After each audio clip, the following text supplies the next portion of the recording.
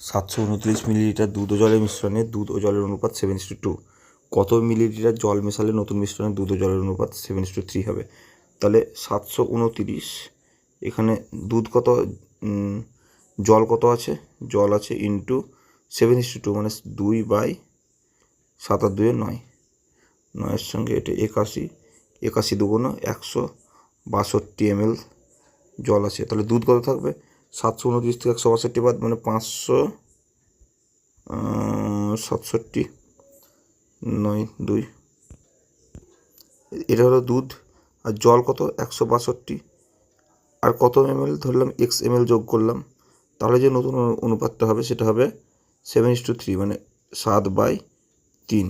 এটা ক্যালকুলেশন করলে উত্তর হবে। ক্যালকুলেশন করলে কী হচ্ছে দেখছি, ক্যালকুলেশন করলে কী হচ্ছে, 567 সঙ্গে গুণ করলাম তো 1700, 3 গুণ করলে 1701, আর আমরা 7-এর সঙ্গে 162 প্লাস 7 গুণ করলে 1134 প্লাস 7x হচ্ছে।